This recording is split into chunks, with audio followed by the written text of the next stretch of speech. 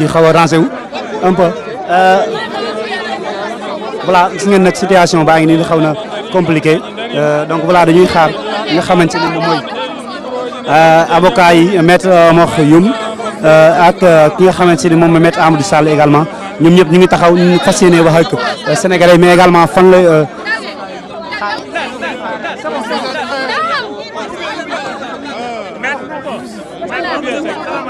Bon, on peut y aller s'il vous plaît. Bon, voilà. Attendez. Maître, qu'est-ce qu'on peut retenir par rapport au dossier? Voilà. Maître, pas de avance pour maître. Voilà, il temps que ñuy xaar nga xamante ni moom mooy maître.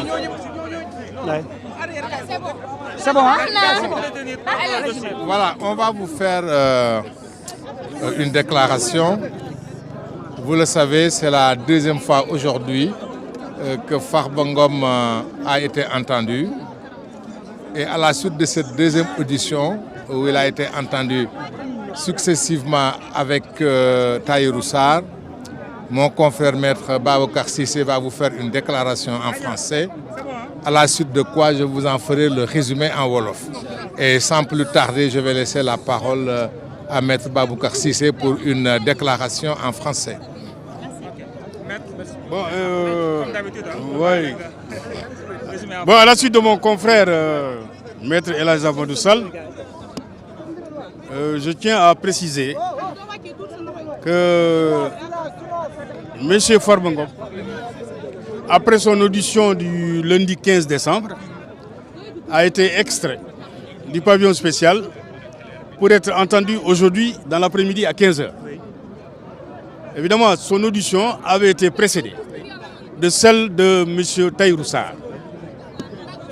Et Tahirou Sarr a été entendu par rapport aux faits pour lesquels ils ont tous les deux été placés sous mandat de dépôt, c'est-à-dire l'escroquerie portant sur des deniers publics pour la somme de 31 milliards et de 91 milliards. Et je pense qu'en fait l'audition de M. Tahirou Sarr a éclairé de manière indiscutable la lanterne du juge d'instruction. Parce que simplement, M. Tahirou Sarr a lavé à grande eau M. Farba Ngom pour dire exactement, pour rapporter la preuve de ce que les faits qui sont reprochés en réalité à Farba Ngom ne sont pas établis. Ils ne sont pas établis parce que simplement, tout porte sur des transactions immobilières dont les preuves ont été rapportées par M. Tahirou Sarr. Donc, il n'y a pas eu de détournement de deniers publics, il n'y a absolument rien du tout. Et Tahirou Sarr est allé plus loin. Parce que simplement, on leur reproche 125 milliards. Tahirou Sarr a justifié 236 milliards. C'est-à-dire qu'il est allé au-delà. Plus que ce qu'on leur reproche, il a rapporté la preuve. Pièce à l'appui. Pour un montant de 236 milliards. Et il est allé plus loin encore. Pour dire que mais moi, l'État du Sénégal me doit 600 milliards. C'est-à-dire que vous devez à quelqu'un 600 milliards et vous envoyez la personne en prison pour 125 milliards. Il n'y a qu'au Sénégal qu'on peut le voir. Parce qu'en réalité, s'il y a un créancier, c'est bel et bien Tahirou Sarr. S'il y a un débiteur, c'est l'État du Sénégal. S'il y a quelqu'un qui doit être poursuivi, c'est l'État du Sénégal. Et donc, par conséquent, je pense qu'en fait, M. Tahirou Sarr et M. Farba Ngom n'ont pas leur place en prison. Ils doivent être immédiatement libérés.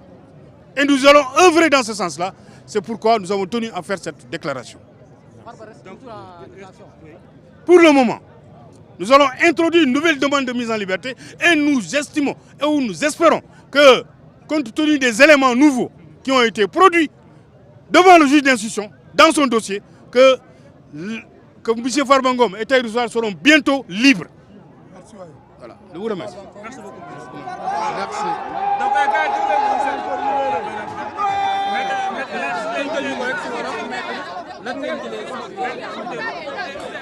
waaw dafa am lu ñu doon wax depuis ci njëlbeen bi ba léegi dañ doon wax naan Farba Ngom mi ngi doon xaar ba ñu agsi ci cëppaandaw ga tey la ñu ñëw ci cëppaandaw ga bërki démb gis ngeen ko Farba ñëw na ñu laaj ko juge bi laaj ko procureur bi laaj ko ay avocat am laaj ko bi ñu génnee ñëw ci yéen wax leen ne Farba joxe na ay tontu yu leer nañ tontu yoo xam day wane ne que amul lenn loo xam ci lu ñu koy tontu li dëgg la wala am na firnde tey nag moo doon cëppaandaw bi parce que tey Farba dafa ñëw fekk fi Tahirou ñu woo Tahirou laaj Tahirou li mu wax lépp dëggal li Farba ma sa wax wane ne que ñoom ñaar li ñu séq dañuy def business dañuy liggéey ñuy liggéey ci suuf te lépp luñ ciy liggéey ci ay anam yu leer la liggéeyee Tahirou indi ay firnde dëggal li ta Farba wax yamul ci loolu dem na ba ni nee nañu yoo man dañ may topp lu toll ni ci téeméeri milliards ak ñaar fukk ak juróom li ma liggéey ak état ëpp na loolu la ma liggéey ak Farba ëpp na loolu agsi nañu foo xam ne fi moom ci boppam indi na ay firnde yu amul sikk sàkk amul dara luñ ciy teg yow xam ne bi wane na ne que li mu liggéey li ëpp na 200 milliards te benn dërëm bu ci nekk indi na firnde teg ko ci taabal bi yamul ci loolu dem na ba ni que nguur gi état tey jii muy wax état yorel na ko juróom benn téeméeri milliards yoo xam yu mu liggéey la état yorel ko ñuy wax ne nag nit mënoo ñëw nga yorel ko juróom benn téeméeri milliards naan def la luubal ñaar fukki milliards loolu mooy li fi am kon tey moo doon daana ko presque bésu jugement parce que tey leer na que Farba lam doon wax la taxoon ñu téye ko fukki weer ak lu ci topp ba léegi laajuñu ko tey bañ ko laajee yëpp leer na ci moom leer na it ci Tahirou ñu jàpp ne nit nag suñ la tegee tuuma bi rëy lool nga ñëw wax teggi tuuma bi ci ay anam yu kenn mënul weddi parce que Farba dafa teggi tuuma yu ñu ko tegoon ci tey tuuma nag suñ la ko tegee nga teggi ko lenn moo ci des ñu setal la setal bi ci jiitu mooy ñu bàyyi nëgandiku fii ak ñu xool naka lañ koy bàyyee définitivement bàyyi nëgandiku googule tey jii loolu la dossier bi feeñal ñuy wax ne dinañu ci liggéey dinañu ci def suñu kéem kattan parce que loolu suñu métier te amees na si yaakaar ne su lépp jaaree ci yoon te dara fenqul la ñuy def lenn rek moo ci des ñu bàyyi ko mu dem ñibbi ci këram merci. waaw day kale xam nga kaso moom soo ci nekkee file ak bàyyiwuñ la nga dem da nga ciy toog loolu laa ne da nga ciy liggéey ñu ngi ciy liggéey dañ ciy liggéey pour mu génn et incha allah dina génn merci.